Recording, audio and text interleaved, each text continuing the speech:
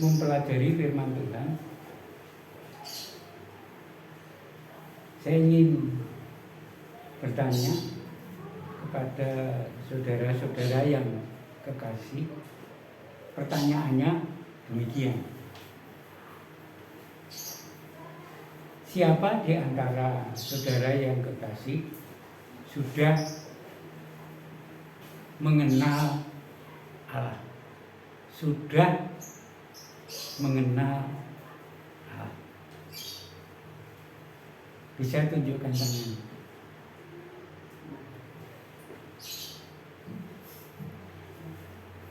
Terima kasih. Nanti ada amplopnya.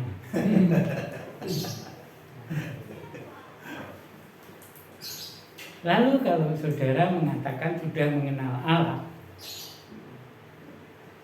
apa buktinya yang ada di dalam kehidupan saudara? Apa buktinya? Ini yang penting. Kita mengatakan mengenal Allah, mengenal Allah, mengenal Allah. Tapi ada bukti enggak di dalam kehidupan?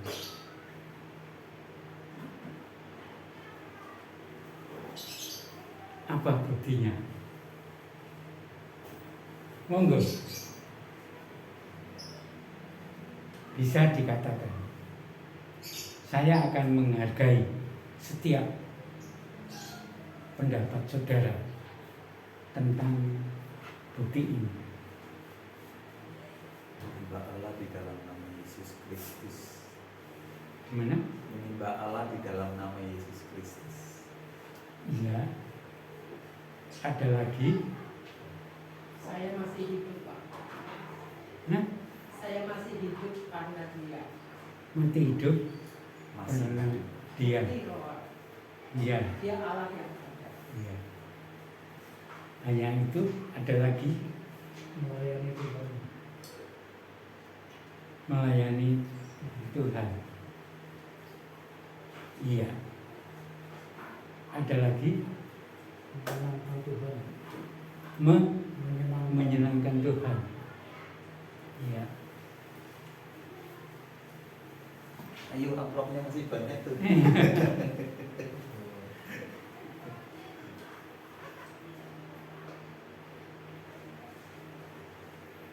Iya. Mungkin dari beberapa jawaban ini yang mendekati jawaban dari pertanyaan saya adalah Bu Teguh. Iya, adalah Bu Teguh. Saya memang ada amplop ini. Monggo Bu. Yeay. Bu, ini betul Bu jawabannya. Jangan dilihat nilainya ya. Bukan hadiahnya ya Pak. Jangan dilihat. Tapi ternyata nilainya. jawabannya karena tadi dari hati. Terima kasih banyak Pak. Dibuka nanti kalau sudah sampai di rumah. Ya Bapak Ibu Saudara yang kekasih, mari kita akan buka Alkitab di dalam kitab 1 Yohanes pasal yang kedua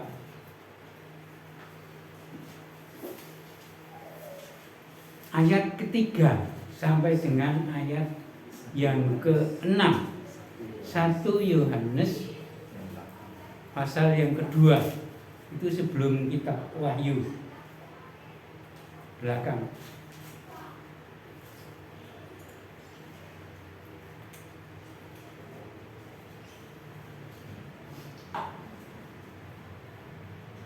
Kita baca silih berganti, nanti yang terakhir kita baca bersama-sama. Saya akan memulai ayat yang ketiga. Dan inilah tandanya bahwa kita mengenal Allah. Nah, ini jawabannya yang benar. Dan inilah tandanya bahwa kita mengenal Allah, yaitu jikalau kita menuruti perintah-perintahnya. Silahkan ayat yang keempat saudara baca bersama-sama.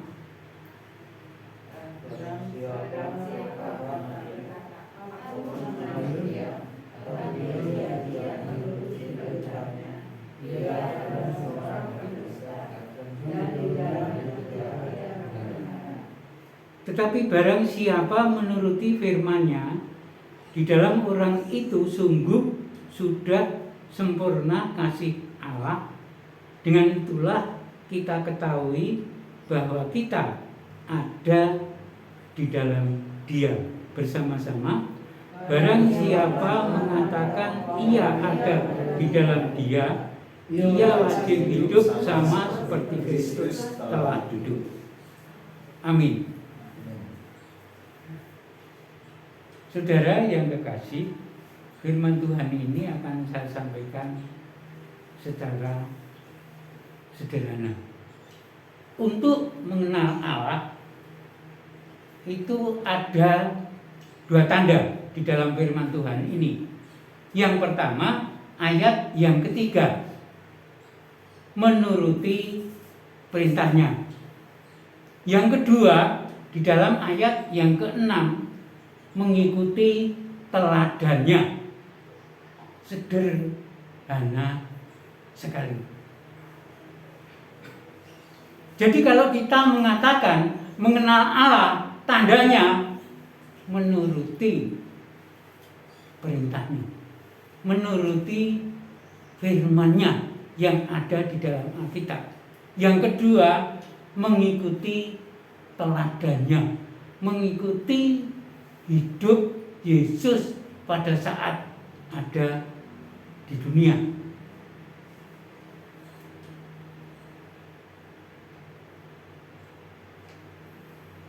Kata mengenal di dalam bahasa aslinya atau Yunani itu ginosko. Ginosko itu mengetahui, itu merupakan kata kerja. Nonnya, kata bendanya, itu pengetahuan.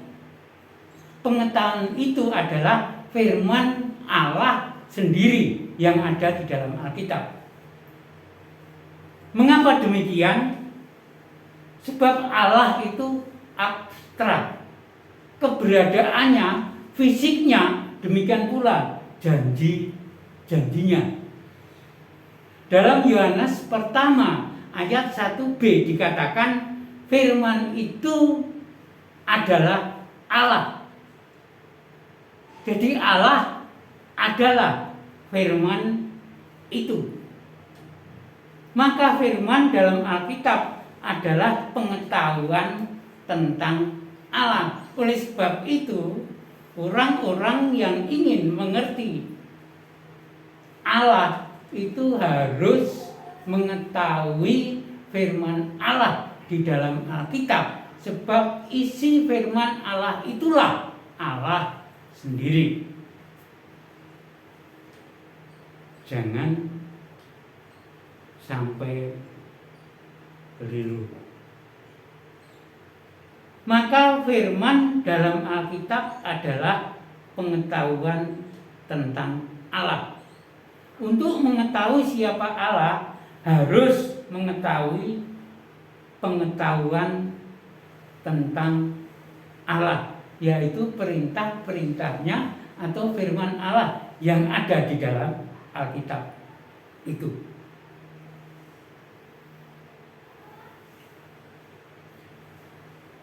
Mengetahui Allah atau mengenal Allah itu bukan penglihatan batin dan juga bukan pengetahuan intelektual.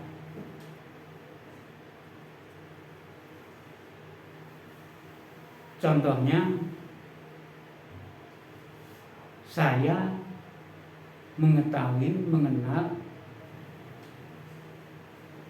Mas Tarso,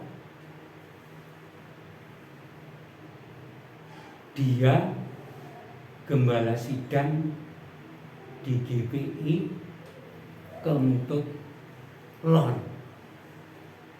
Gerejanya sebelah kiri jalan, sesudah SD negeri.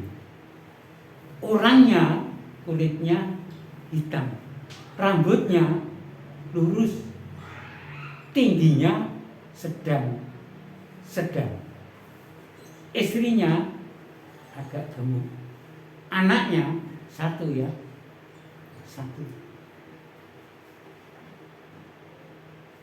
Dia orangnya itu sungai, suka tertawa. Dan orangnya ini ramah, suka bersahabat.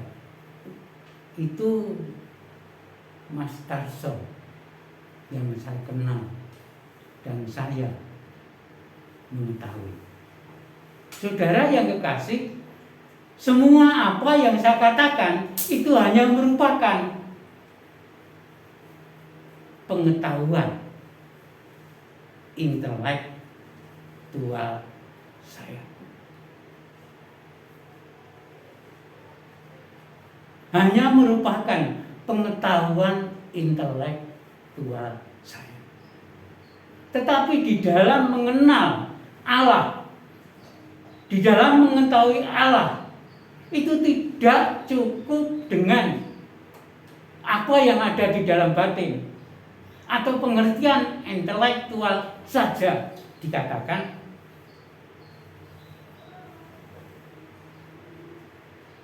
Menuruti firman-Nya,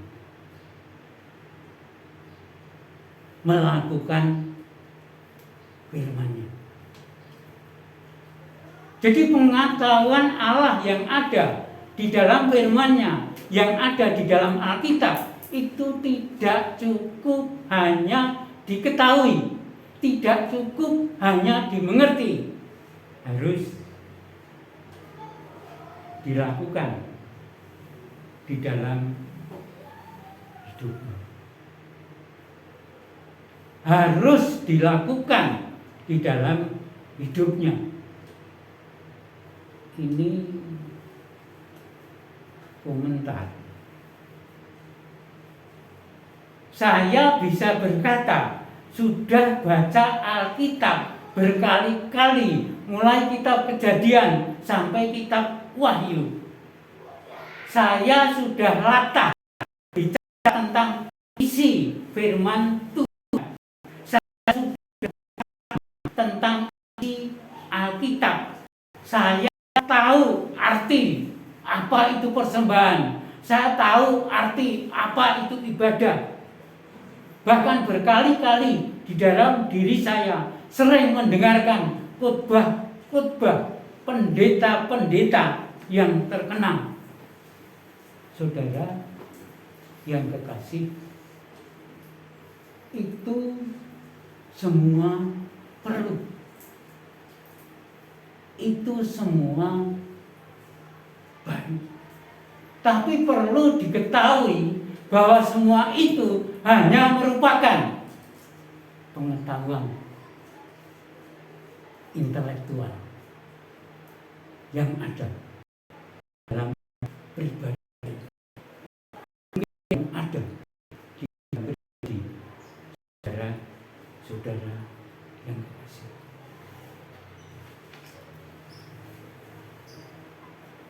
Untuk mengetahui, untuk mengenal siapa Allah, itu semua belum cukup. Itu semua belum cukup. Orang yang ingin mengetahui, mengenal Allah, harus menuruti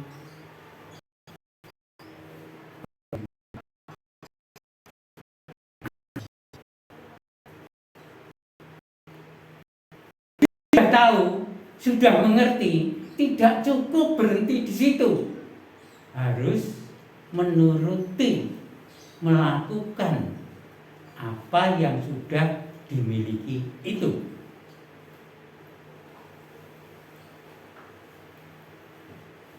Perintah-perintahnya firman Allah adalah pengetahuan tentang Allah yang tertulis dalam kitab. Kalau banyak diketahui dan itu tidak ada gunanya, harus dilakukan untuk mengerti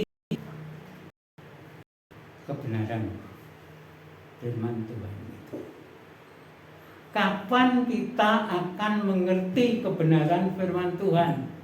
Kalau pengetahuan itu hanya kita miliki di dalam intelektual kita atau di dalam batin kita saja, tetapi tidak melakukan, tidak menuruti pengetahuan tersebut, apa gunanya? Tidak akan ada gunanya, kecuali dituruti perintah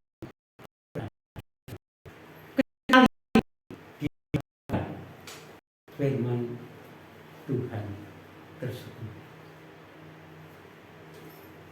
Dalam Gideon Holbibel, kalimat yaitu jika kita menuruti perintahnya dikatakan Gideon Holbibel, his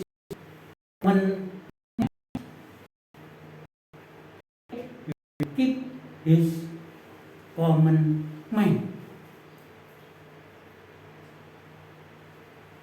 Kata keep ini kata kerja, tidak diterjemahkan memegang, tetapi beri pengertian berada.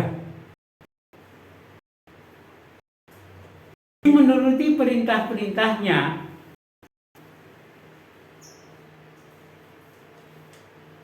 itu berada dalam perintahnya. Kata berada menunjuk tempat dalam perintahnya. Maka yang melakukan perintahnya bertempat dalam perintahnya. Yang tidak melakukan perintahnya bertempat di luar dalam perintahnya. Penglihatan batin, pengetahuan intelektual tentang firman Allah adalah baik, tetapi yang penting, yang paling penting, yang aktual dituruti.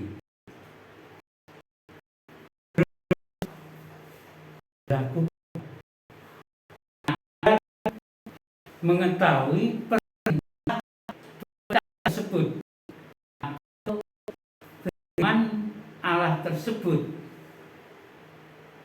di dalamnya ada kebenaran. Jadi saya akan dapat bertanya, kapan akan mengetahui kebenaran firman Allah? Kalau pengetahuan firman tersebut tentang Allah itu hanya berhenti di dalam pemikiran kita, atau hanya berhenti di dalam pemikiran kita, kita tidak akan pernah mengerti kebenaran perintah Allah atau firman Allah, kecuali kalau di dalam hidup kita menuruti dan melakukan firman Allah atau perintah tersebut.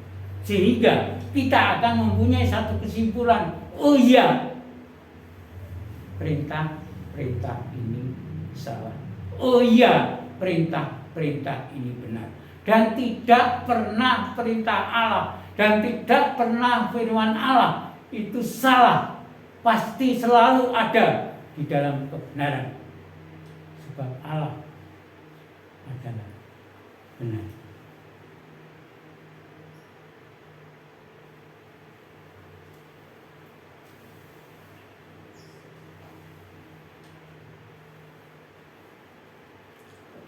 Kalau kita perhatikan di dalam ayat yang kelima, siapa yang menuruti firman-Nya, ada kasih Allah dan diketahui ada di dalam Dia. Yang melakukan, yang menuruti, ada di dalam Dia. Ada di dalam Dia. Ada di dalam Allah. Dengan pengertian bahwa Dia mengetahui,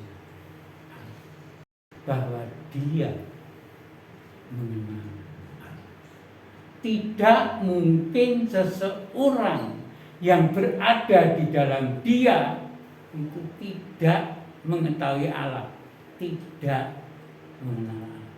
Mesti dia akan mengerti Allah itu. Pasti dia akan mengerti, akan mengenal Allah itu siapa. Saya pikir ini jelas. Menuruti perintahnya, melakukan perintahnya, ada di dalam Dia. Kebangetan kalau tidak mengenal Allah. Kebangetan kalau tidak mengetahui siapa Allah. Ayat yang keempat itu lebih jelas lagi, mengenal tetapi tidak menuruti perintah-perintahnya, ia adalah dusta. Ngapusi. Di dalamnya tidak ada kebenaran. Itu merupakan satu kebenaran. Sebab firman Allah berkata, jangan berdusta. Jangan berdusta ini adalah firman Allah, adalah perintah Allah yang memberi pengertian bahwa di dalam pribadi Allah itu tidak ada dusta. Pun secuil pun di dalam pribadi Allah tidak ada dusta. Oleh sebab itu, kalau ada seseorang yang berkata mengenal Allah, mengetahui tentang Allah, tetapi tidak menuruti firman-Nya, dikatakan berdosa. Jadi apa yang dilakukan tidak sesuai dengan kebenaran firman.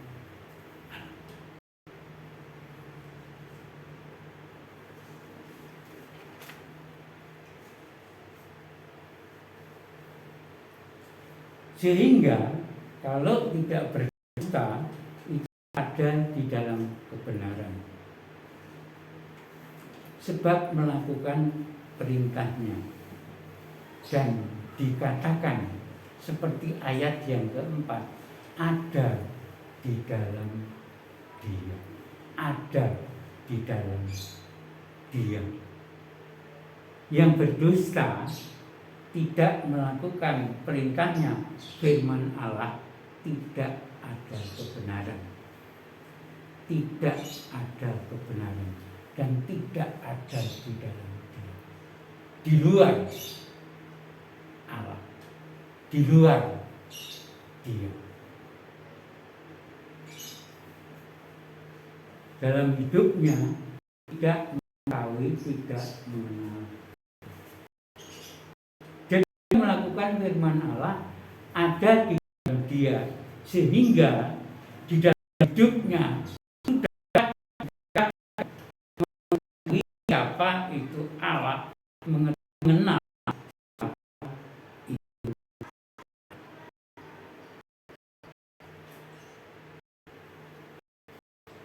Dalam firman Tuhan 1 Yohanes 3 ayat 15 dikatakan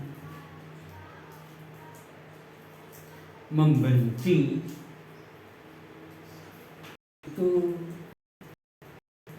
bunuh.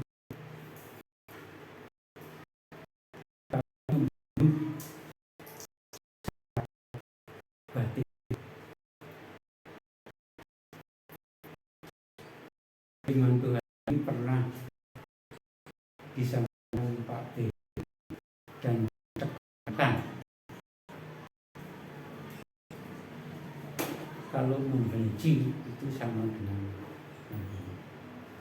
Hanya membenci ini bentuknya batin, tapi kalau membunuh itu dilakukan secara fisik.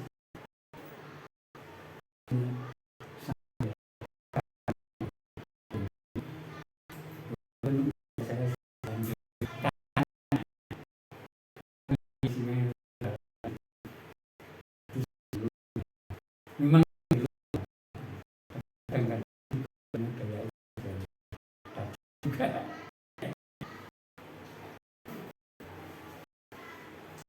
saudara kasih membenci itu dalam bahasa geting, entah enggak pengertian geting. Nah, kata geting ini jar gosoknya, artiannya itu gede karo witing. Jadi pegang orang itu kencang sangat, kencang sekali, sehingga tidak dapat terlepas. Bayangkan, pegang orang karena benci, kencang banget sampai tidak terlepas. Akan mengerti hidup gimana, akan mengerti telinganya gimana, akan mengerti mata, mengerti keringatnya.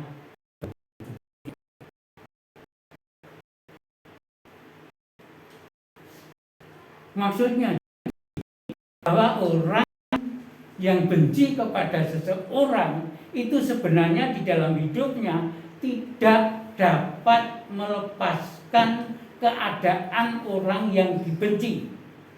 Oleh sebab itu dikatakan geget itu. Sekali tidak ada. Kalau dengan orang lain, apa yang dilakukan, dia akan bicara orang yang itu. Kebaikannya, tetapi kejelekan.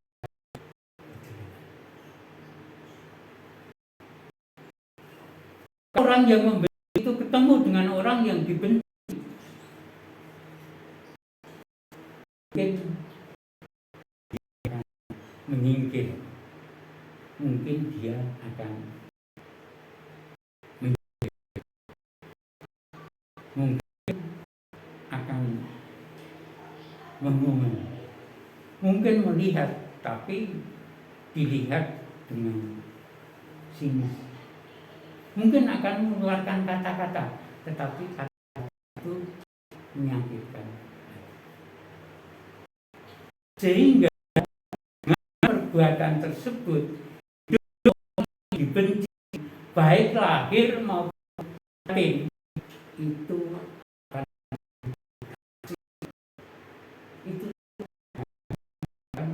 menjadi stres, akhirnya stres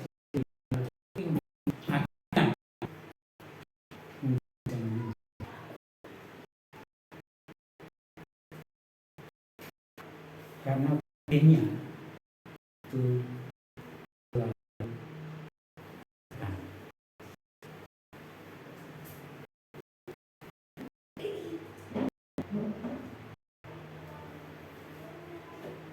jadi bagi kita orang-orang yang sudah beriman dalam hidup kita sudah diselamatkan oleh Tuhan, sudah menerima kasih Tuhan luar biasa, kita perlu mengasihi kepada orang lain. Dan kita memberi kepada orang lain dan secara khusus pada saudara-saudara seiman hidup.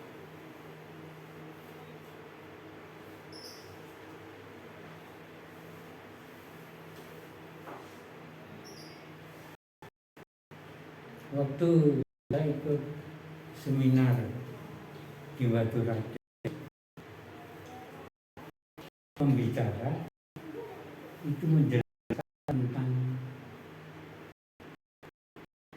hidup terang dan hidup terang itu kepada Yesus. Hidup yang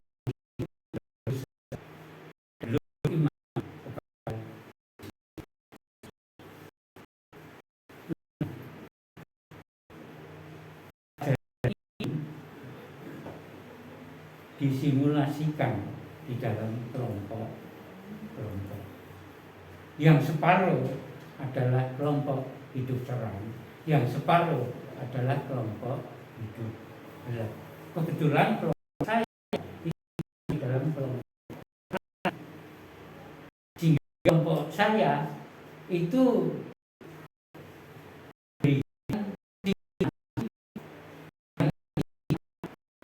dua rumah. Satu ada bolamnya, terang sekali. Satu rumah yang lain tidak ada bolam. Sehingga di rumah yang tidak ada bolamnya, di situ yang nampak hanya kegelapan. Orang-orang yang ada di dalam kegelapan bisa melakukan apa saja. Mungkin baik, mungkin tidak baik. Tetapi yang pasti tidak baik. Tapi dengan kegelapan maka tidak akan. Yang ada bola sinarnya terang ke situ, itu akan terlihat orang yang melakukan kegiatan yang baik, demikian pula yang tidak baik. Tetapi karena berada keadaan terang, maka apabila ada orang yang melakukan kegiatan yang tidak baik,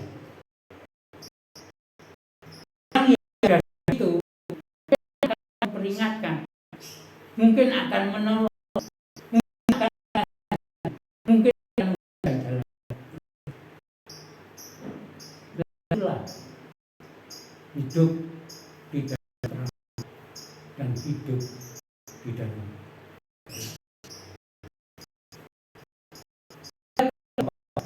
Yang masuk dalam hidup yang terang ini, dia mensimulasikan dengan drama.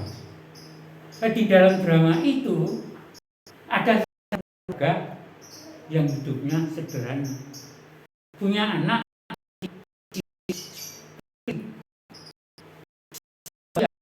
menyiapkan susu.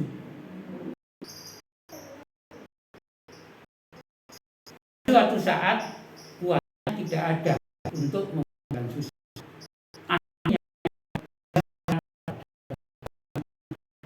Bertengkar. Dalam perkara ini diketahui temannya yang teman ini masuk rumahnya, ada apa kok rame-rame.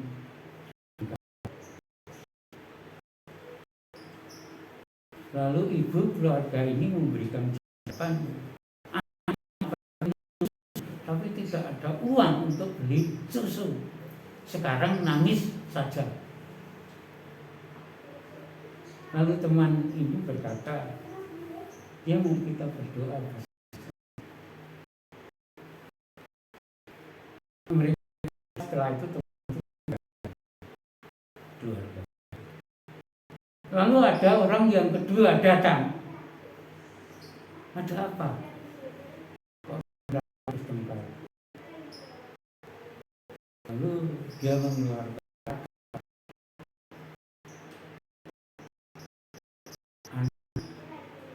kok banyak gitu. Anak banyak. Jadi memang perlu ada kegiatan yang menghasilkan agar kalau anak itu perlu susu atau uang untuk membeli susu. Saya pikir ini beda yang pertama, tapi ini baik. Sebab apa? Memberikan satu memberikan satu dan bukan masalah yang dihadapi itu saja. Lalu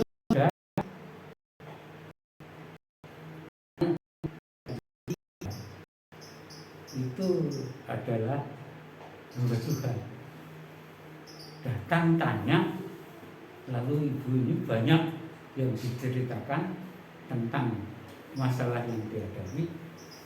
Akhirnya pendeta itu nasihati kamu harus doa.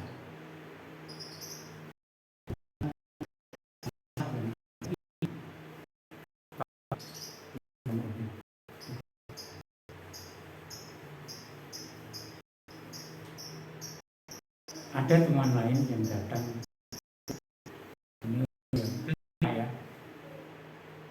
setelah datang juga tanya banyak tentang, dan setelah ngajarnya lalu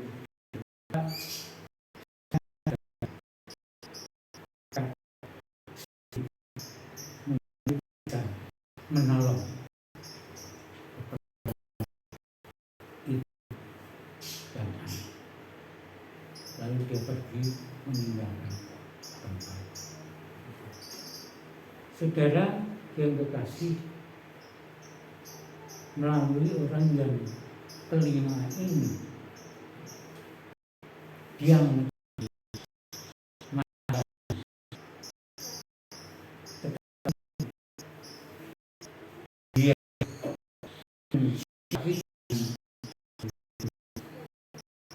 akhirnya dia golongan keluarga. Jadi yang dimiliki tidak cukup untuk dimiliki saja. Kalau memang sudah mengerti apa yang harus dilakukan, lalu untuk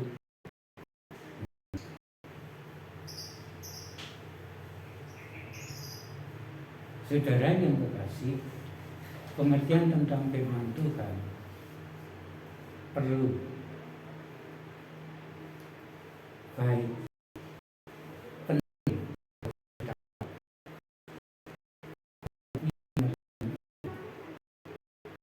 harus kita turuti, harus kita lakukan.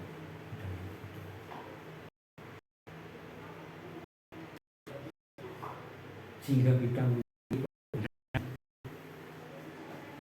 akan mengenal, kita akan mengetahui. Yang kedua, tadi saya katakan mengikuti dan Yesus, itu ayat yang ke-6. Baca ini benar. Barang siapa mengatakan bahwa ia ada di dalam dia, ia wajib hidup sama seperti telah hidup. Ia wajib hidup sama seperti Kristus telah hidup. Jadi ini tanda yang kedua, mengikuti teladan Yesus. Mengikuti teladan Yesus tidak berarti Yesus murid lalu murid. Yesus melakukan mujizat kita harus melakukan mujizat yang dasar. Dan kalau Yesus kita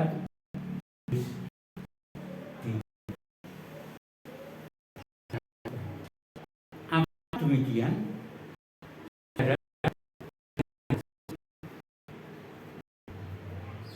Bapak Ibu dan Saudara, kita tidak dapat meniru itu saja. Banyak hal yang Yesus kerjakan dengan bagi anak Allah. Peranannya sebagai teknik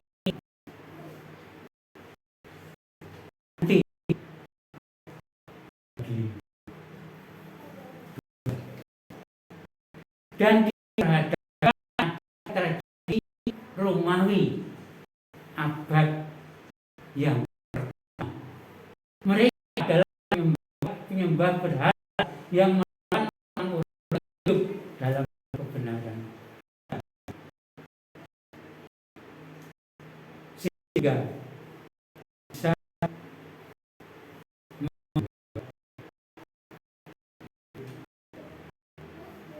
menderita. Nah, untuk melaksanakan perintahnya mati bagi dosa dengan mengajarkan kebenaran Allah, Yesus harus mengalami penderitaan sebab kebenaran adanya tidak dapat diterima oleh Roma pertama. Yesus harus mengalami penderitaan, lalu ditangkap, diputuskan hukuman mati dengan cara disalib walaupun tidak bersalah.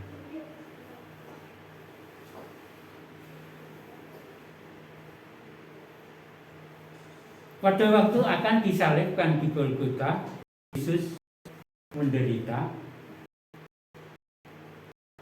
dipukuli, kajet,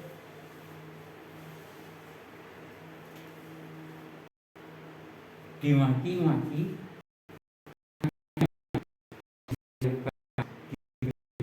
jodotan dengan dua tangan dan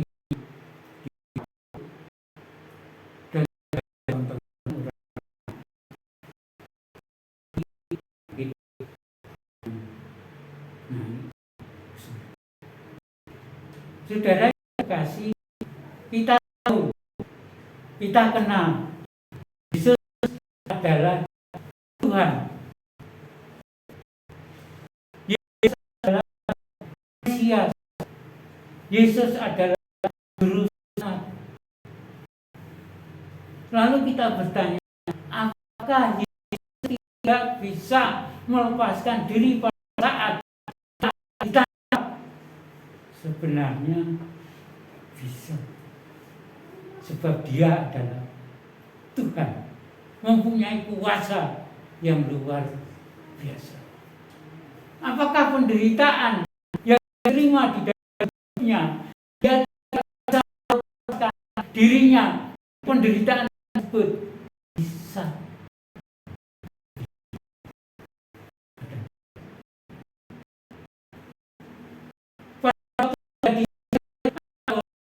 Kata turun dari salah kalau ada anak, kalau enggak ada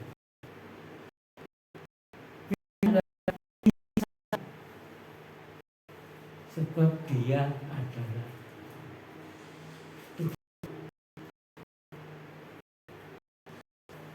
Pertanyaannya, mengapa oleh Yesus. Benar dia berada di dalam penderitaan yang berada di dalam penderitaan yang dalam.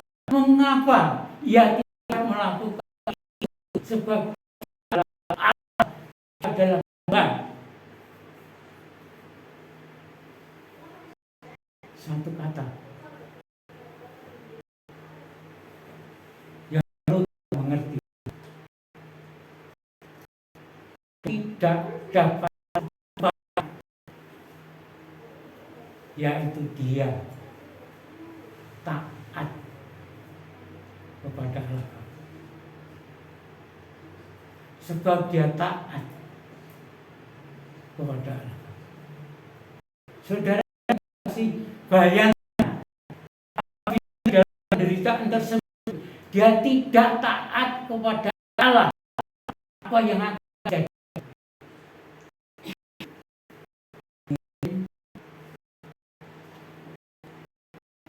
Tidak taat itu. Apa dia bisa dikatakan juru selamat bagi orang yang berdosa? Bisa. Bahkan kita orang yang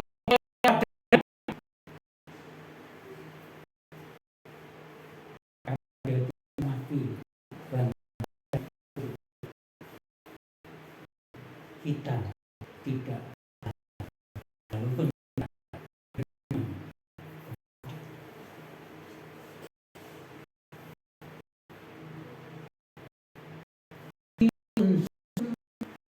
ketaatan ini merupakan salah satu pokok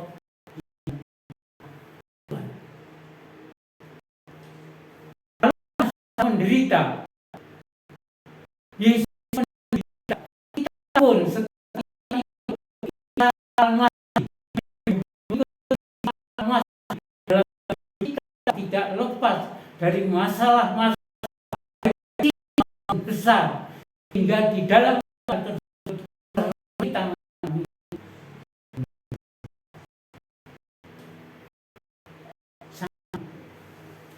Yesus menderita.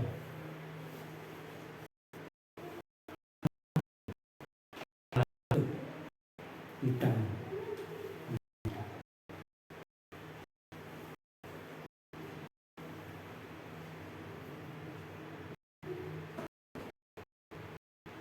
yang penting yaitu taat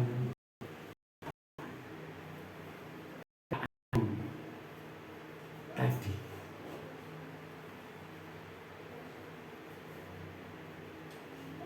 Mungkin saudara nggak percaya kalau saya berkata pengikut Isa Al-Masih itu akan menderita. Di dalam firman Tuhan dikatakan Rasul 14:22, Paulus berkata, untuk menjadi warga kerajaan Allah banyak kesusahan, banyak penderitaan.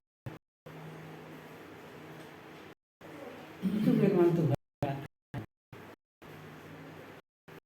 Kesusahan penderitaan akan dialami bagi Isa Al-Masih.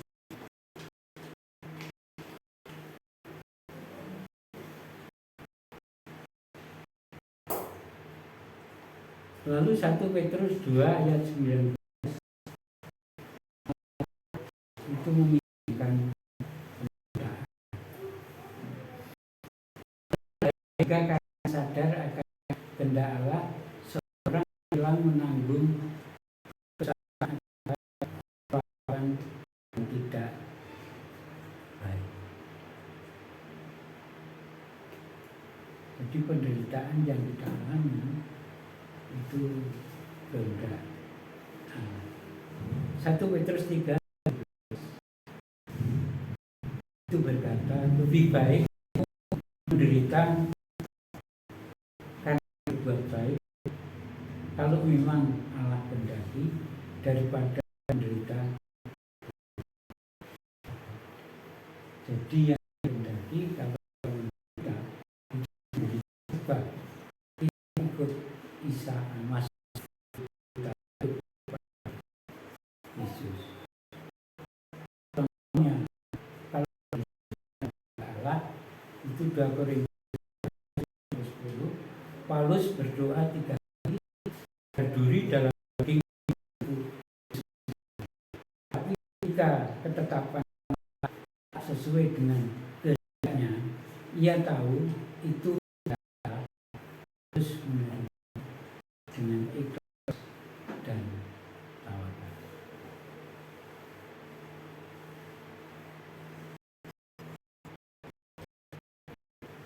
Kita perlu tahu bahwa penderitaan itu sebenarnya membuat iman kita itu diuji dan dimurnikan. Lalu kesombongan yang ada dalam diri kita dan memberikan kekuatan spiritual untuk menghadapi masalah-masalah selanjutnya yang ada.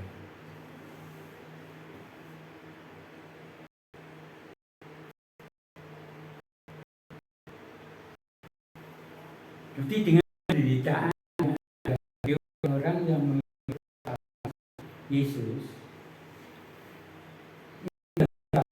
bahwa di alam itu masih jika dibandingkan dengan penderitaan.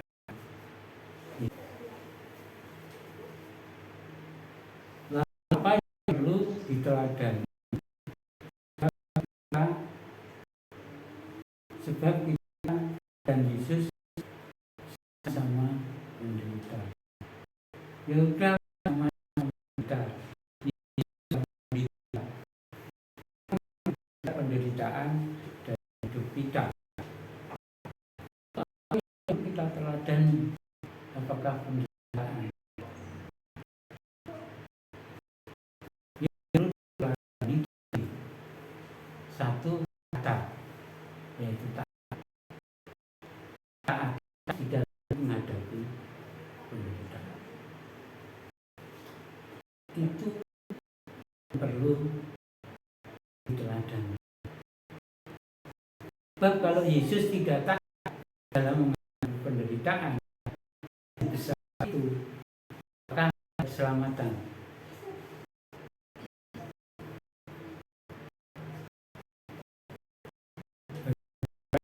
Beriman kepada ada.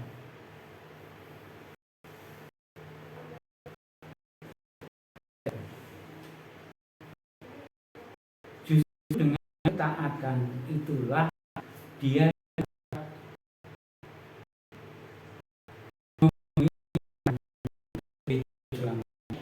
untuk dosa. Dengan ketaatannya Yesus sampai selesai pendaannya, yaitu mati di dalam mati bagi orang dosa yang di dunia ini, sehingga beriman kepada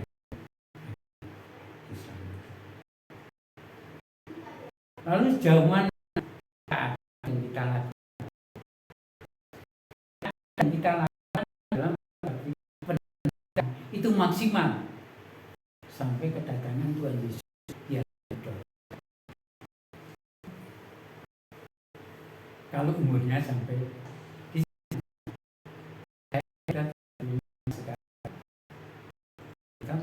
sana enggak.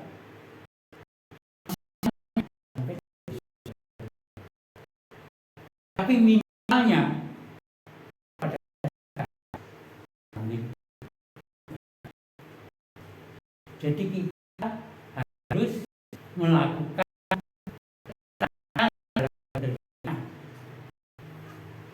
maksimal minimalnya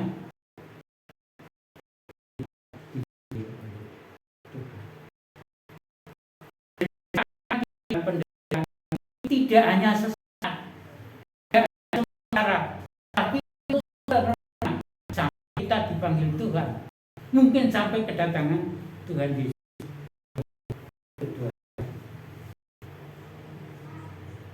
Saudara-saudara yang terkasih, jadi sekarang kita menjadi jelas untuk mengenal satu, kita menurutinya. Itu harus ada di dalam hidup kita. Kedua, kita meneladani Yesus dari segi ketaatan. Itu harus ada di dalam. Jadi tidak bisa kita berkata, saya mengetahui Tuhan, saya mengenal Tuhan, tapi dalam kita tidak ada tanda menurut tidak ada tanda meneladani.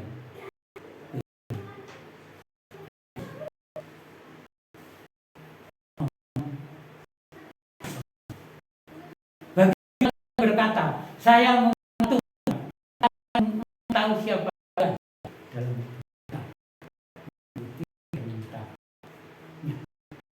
dalam Yesus tentang